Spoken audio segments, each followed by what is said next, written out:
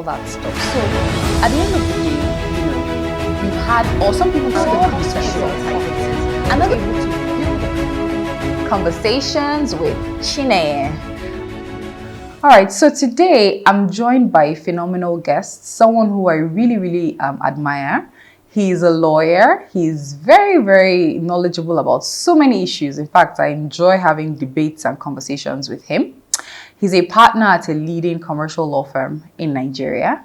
And yes, I think I'll let you introduce yourself. So, hello. My name is Patrick Osu.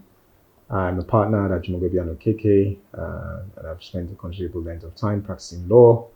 Like you said, I'm also passionate about Nigeria, about Africa, and I know that there's so much more that's locked in, and a lot of us just seem to pay lip service to it. But I think it's about time that we unleashed and unlocked the potentials that we have in order to solve the nation's problems. I mean, it's not only the nation, it's just an African-wide problem. But absolutely. The more we begin to look at what is our potential and look inwards, I'm sure very gradually we'll get to the point that we should be as a nation and as a continent. And so, yes, I'm very happy to be with you today. Thank you. Thank you for indulging me. 2 cents on whatever it is that we're about to talk about.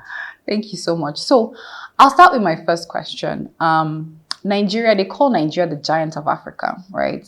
We have so much mineral resources. We have so much human resources. We have a youth population. You actually said earlier that Nigeria is a land flowing with milk and honey.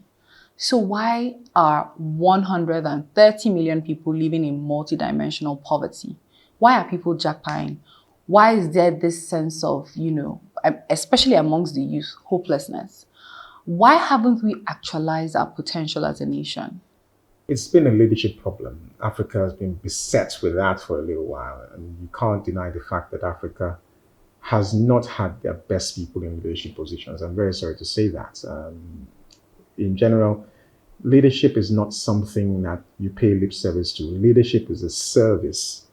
And so once you go into leadership with a different kind of mindset, then the potential or things, you think that in leadership, all you need to do is aggrandize and get money for yourself or your family, then you can never get it right. Absolutely. It's an African problem. It's age old. If you listen to a lot of songs that Fela has sung in the line, 40, 30 years ago, the story hasn't changed. It hasn't changed. And because of those kinds of things, you find that leaders have oftentimes not done precisely what they should do, but because of the way policies is one other thing, follow through is also a problem.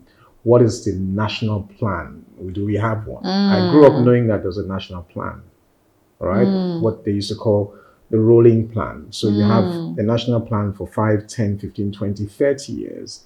But if you don't follow through those plans, you cannot get to the level of development, that you want. So it's a multi-dimensional, it's a myriad of problems. It's the reason why we're where we are today. It's not for a lack of, natural resources, because everybody knows you've got land mass, you've got minerals, you've got everything. So what is going on? Why aren't we using them? So when we talk about the national plan, they say those who fail to plan to fail. And when you don't have a vision, most times you don't succeed. As a nation, we've had different administrations come and go, some 4 years, 8 years. But you can't really tell, where we're going to. There's always a starting and stopping. Vision 2020, Vision 2010, and all that stuff. So at the end of the day, we've had, or some people might say we've had plans or we've had documents, but implementation is a problem. So I want you to speak to that. Like, why do you think that we're not able to implement some of the plans we've come up with? And after that, I also want you to speak to followership. Yes, we know leadership is a problem, but why do the followers, vote in those leaders? Well, let's just veer off a little bit and go to the political parties. What's the ideology of the political parties that you know? To my mind, I do not think any of the political parties has an ideology that you can identify with, because when you talk about an ideology, how do you get a man that has an ideology hopping from point to point? When it suits me today, I'm in this party. If it doesn't suit me tomorrow, I'm in this party. If some of my friends are not here today, I move to the next one. It means you have no ideology. If you have an ideology is like part of your DNA. Absolutely. It's characteristic of you. It's what I'd like to do and what I would never like to do. All right? So if you don't have those kinds of people in places like in government who make those conscious choices, what you're going to have is going to have a staccato situation where things are just operating staccato. Nothing is choreographed. Nothing works according to a plan. No follow through with anything. It is what I think today. Like someone said something to me this morning, I thought it was quite profound. To sleep is to change.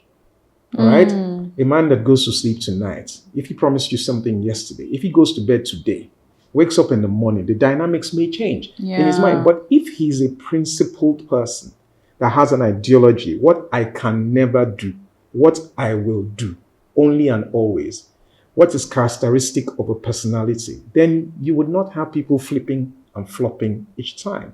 And so that is like a base of the kind of problems that we have. All right. So political parties have no known ideology. There's a national plan. If there is, it's not followed. We don't even know about it sometimes. Exactly. Citizens don't so know. that's why I said that. How did I know about the existence of a national plan? It was in the military era. Gowon's time, where you have 5-year, 10-year rolling plans. So it meant that there was a scripted plan for development where this is where we are going as a nation and we're following through. Now, if you look in the developed countries, they have ideological parties that have an ideology, if you like. So I'm a Labour Party, I'm a Democrat, I'm a this, I'm a that, whatever it is, all right? It means those people are characteristic of what they say they are and stay true to it. Okay? You don't find them hopping from point to point. That's one. Two, where there's a national plan, all right, it doesn't matter who's driving the car. We're going to the same place. Absolutely. So if today I'm political party A, I won the election, what only changes is that the drivers of the vehicle and the passengers change. But the vehicle is on the same track. Now, we don't see that here. It's the reason why you say that things start and then stop and then doesn't metamorphose into what you originally thought it was going to be. And then you have someone else starting from ground zero again to do what he could have done from the middle of the road. And then you're wondering. So we're always restarting. We're always restarting, never progressing. And that's a problem on its own. I mean, it's a no-brainer. I don't understand what is so difficult. There's also the ego part of it. Because you started it, who are you? You're beneath me. I can't follow up with what you started. You know, when you continue to have those sorts of things, please tell me how you're likely to make progress. I can tell you there's a particular state I get miffed about. Every time I go into it, there's been a real plan. Whether you like the real plan or you didn't like it, the fact that one person started it doesn't mean that you shouldn't complete it. The fact that, you know, someone starts a project, you just feel that, oh, I want to take the accolade, or I don't want somebody, and those sorts of things do not augur well for national development, or rural or, statewide development. It doesn't augur well at all.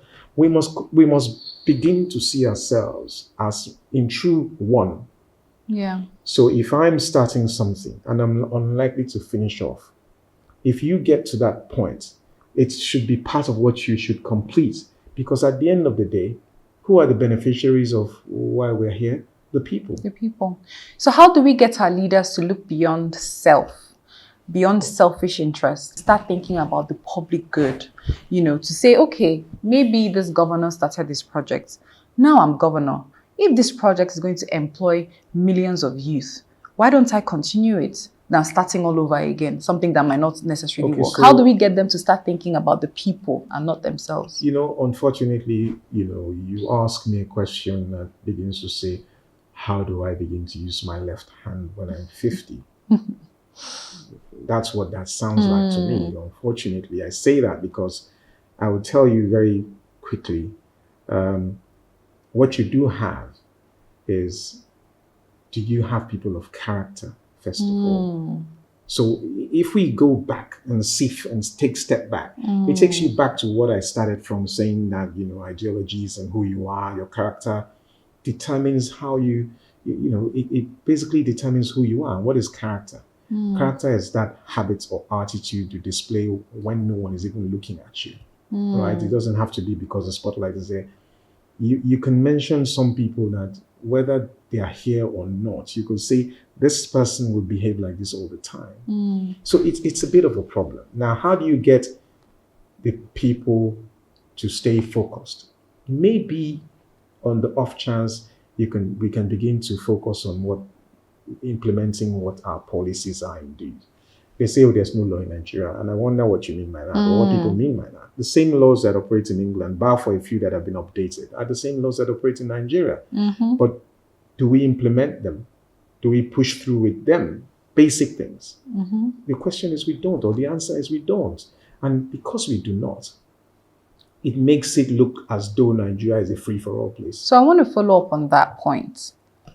People say there are no laws. You and I are lawyers. We know that there are laws.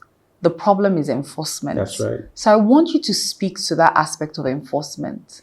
Talk about our law enforcement agencies, our judiciary. What role should they play? How do we ensure that our country is a country that respects the rule of law? You know, that people, when they do things, whether rich or poor, they pay the price. So that's the problem. You know, when a few people are acting as though they're above the law, and when those who are supposed to be implementing or executing it are also either suppressed by those who believe that they're above the law, then what hope do you really have? So are you saying we don't have hope? I'm not saying we don't have hope. I mean, you need, so when you come to a point where the justice system and the people that operate it, including I as a lawyer and the judges who sit and we speak to, and the enforcement people, say for example, the police and whatever it is, come to personal realizations of, you know, to be honest, you have to have it in you to want to do it. So are you saying that they don't have it in them? The law enforcement we have now. It would be crazy for anyone to suggest. Just from your experience, you don't have to be politically correct. Yes. From your experience, do you believe that the current law enforcement mechanism we have in this country, are you saying that the issue is the people themselves wanting to do their job, or is it because, let's say, they don't have enough pay or enough equipment to work? Or what do you think is the real problem? Or do you think it's just that the value system and the ideology? There's a problem with ideology, value system, and corruption. Right? So those things intertwine and play a great role. I mean, like you say, you want a policeman to do his job, to be honorable, but his salary is what? All right? You want a judge who has given his life to a vocation. He's sitting there. I'm a lawyer. I probably get a transaction that can be worth 10 years of his salary in one transaction. And he's going to sit over that in adjudication. He's astute as a character. He has to be extremely such that he's that kind of person in truth and in behavior for them to not veer off sometimes. Unfortunately, that's life. So if you have judges that you're not paying well, who have no assurances about what their pension lives are like, who have no assurances of when they become weak and can no longer work and they've given all their lives to the nation and doing things, it has to be that you are a particular person for you not to get, when you are approached or come to, you turn your back on it. And people don't do things a little directly. Sometimes people would approach you with, or just do you favors that you didn't really ask for, but they've done you favors before, and the same people are coming before you, and how do you handle that? But sometimes, justices, I tell you something, at least I've been privileged to see some judges of old. You could never even see them at a party. You could never even see them at a social event such that people are able to approach them to have conversations. When they have to go to those events, they probably be locked up in one space. There are drinks and food they're putting, and they leave. They don't, but interact. Yeah, so these days is different. In a party, a judge can be there, they are spraying. So if I'm at that kind of event, you would, do you understand what I'm saying? Yeah. I'm saying that the sanctity of certain things have been, not only that, the sanctity of certain things have been eroded. And what is the fallout of these things? It's the state of the nation. There's so much corruption. The people who are astute are left to rot with really nothing. It's like you pay the price for being good. Yes. You're punished for being good. Yes. So people are saying that, okay, what's it's the a point problem. of being good? It's a problem. And, it's down to, can we rein ourselves back to the basic things? And that's the orientation, all right? Educating the people rights, moral instructions, civic responsibilities, all of those things are things that would, begin to reorientate and rebuild people mentally. You find that people are, in the last couple of days and weeks, trucks moving with food have been attacked. Yeah. You could never have heard that before. Yeah. All right. But why? The people are hungry. So all sorts of things are happening. Yeah. So to sleep, like I said, is to change. You go to bed today, you wake up tomorrow morning, you said you could never do this, but here you are, alas, you are about to, and human beings, survival instincts. Absolutely. Everybody, if you put a man who can't swim in water, even in a bathroom, and you cover and it's filled with water, he's going to struggle to come out. So and that's life. If the environment is stifling human beings, even the most astute will tell you, and I'm done with this thing. Yeah. What They'll are my rebel. options? One of my options, if I can't survive here, let me leave. Yeah. Hence the Jackpot syndrome. I can't survive. I can't buy a house. I can't build. I can't do nothing, because for me to buy a house, I need to bring 300 million. From where? And where are you going to get the 300 million It's from? not that the mortgage system is friendly. It's not that even if I took a mortgage, what are the interest rates? How am I going to survive? But if I'm offered something, quote and unquote, in bribe, that can help me augment and quickly get to my goal, maybe. So it's an environmental problem. So it's not, individuals have a role to play, but when your environment is stifling you, chances are that because you're a human being, you can change, because you have to change because you want to survive. I agree. And so it's a problem, right? So, but the question we ask ourselves, so how do we solve this problem? So I want to bring it down to our profession. Right. What do you think is the role of lawyers, the legal sector? Sometimes people say, the judiciary is the last hope for the common man. Right. If you were to say, like, maybe top 2 things or 3 things that we lawyers can do, because I personally don't think that JACPA is the solution. JACPA is a medium-term solution. Sometimes you can be called to JACPA. Everybody's path in life is different. Right. But obviously, 200 and something million people cannot JACPA, meaning that there'll be a nation that remains. Nigeria will still remain. And some of our loved ones, our family members will still be in Nigeria.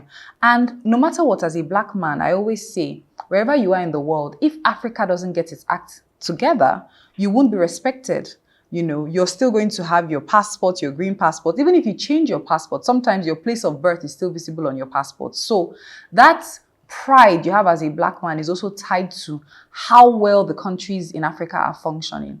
And so on that note, for those of us who have not jackpot, for those of us who have chosen to remain in Nigeria, and for those of us who are in this sector, which is a very important sector, the legal sector, what do you think we can do to move the needle? Well, the conversations just need to continue. That's the starting point, all right? So there's advocacy, taking and staying with the position that is true, all right? So what I do find out is when a collective people stand firm on the positions that are true, you are likely to unlock and catalyze what you can consider a new movement. So you are staying with what is true. We're not going to budge because you say that's what it is.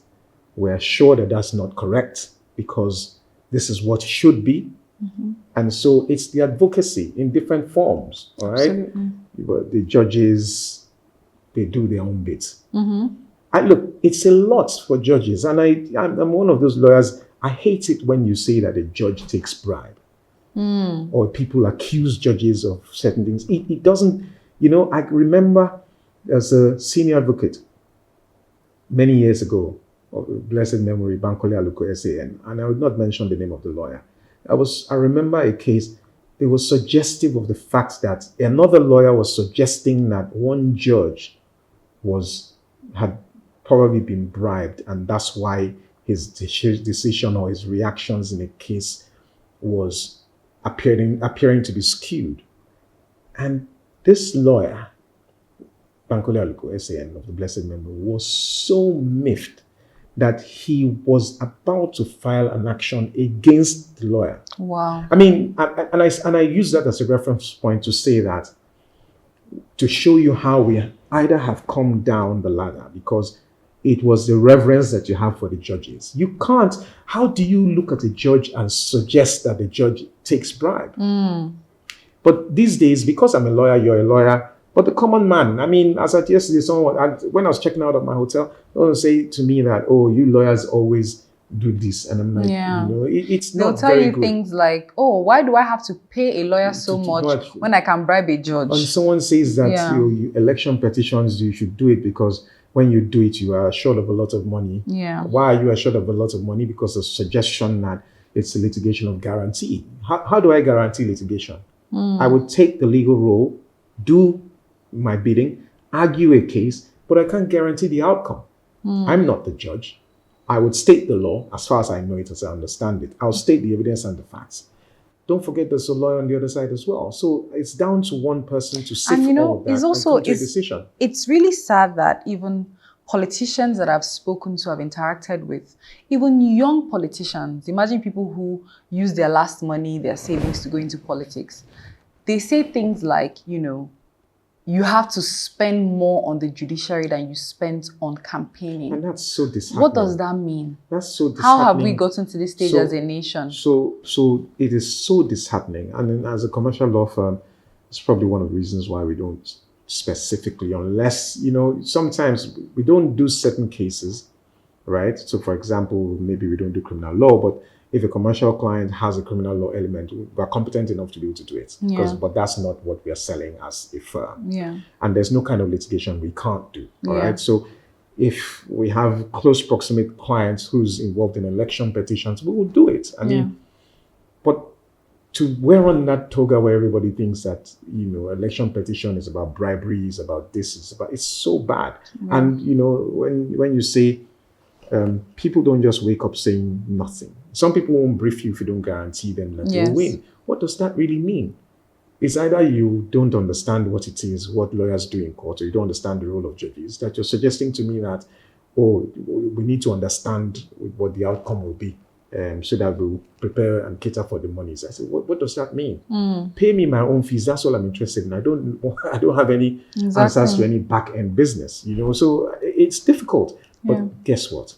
That is where we find ourselves as a nation. And that's why I'm saying that the entire polity requires, some level of reorientation. If you say that, what are we doing as lawyers, or what are judges doing, or judiciary as a whole, or legal community as a whole, it is what can we do? We will only continue to advocate, continue to push what we consider the best narrative, and ensuring that otherwise, don't forget that human beings make up the polity, and human beings come from varied backgrounds. And the reason why I have a multiplicity of is what level of orientation that people have, and that's what would make the change or the difference. Okay, so I want you to advise an average lawyer, just bringing this to sort of a close, an average young lawyer, young Nigerian citizen out there who is thinking about setting up either their law firm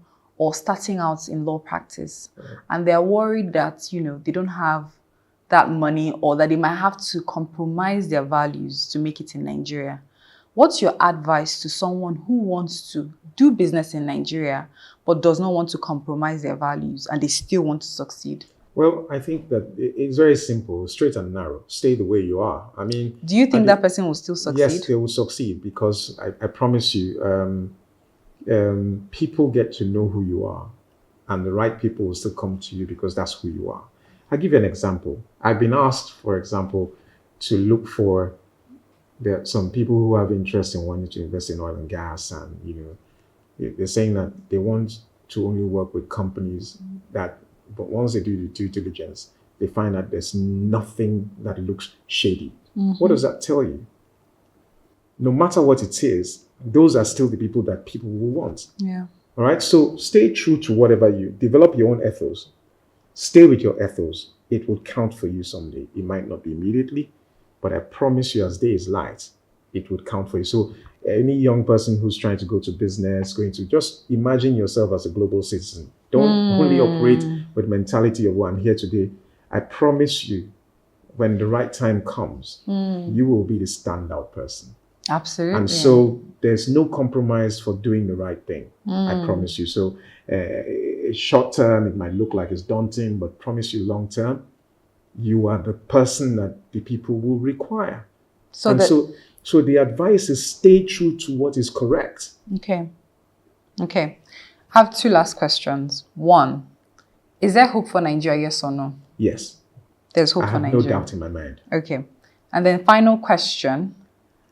If you were to become president of Nigeria tomorrow, right, what are the top 3 things you would do? And I also want you to reference your point on education. What are the top 3 things you would do to bring transformation to this country if you were president?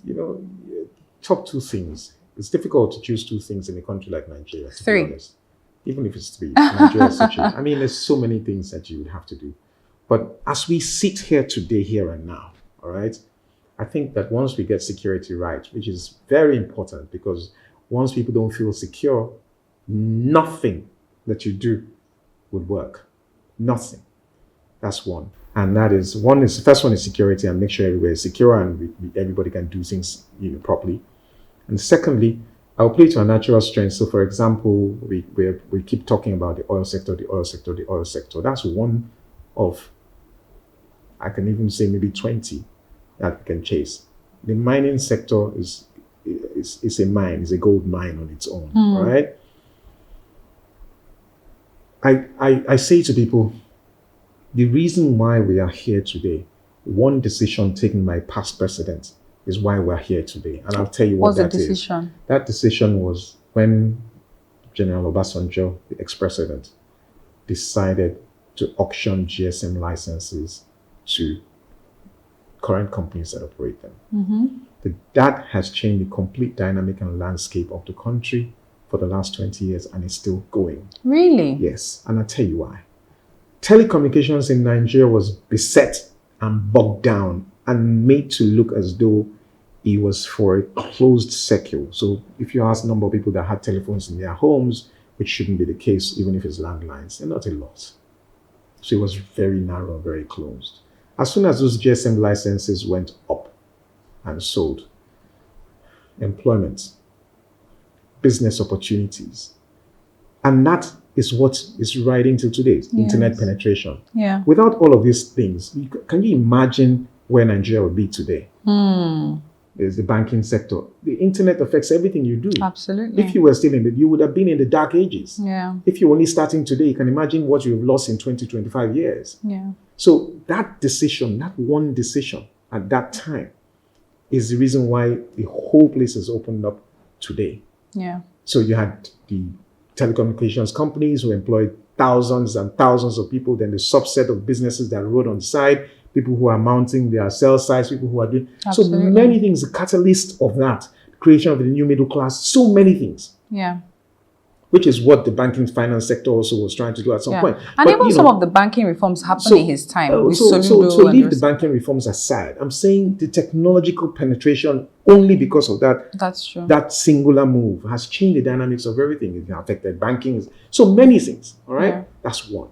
So I'm saying that if you do the same thing, and I keep saying it, all you need to do is identify, first of all, you had to de-risk your sector. So you identify, you de-risk the mining sector, you know where you've done your geophysical studies, you know where your minerals resources are, near quantity, probable, profitable, whatever it is, all right?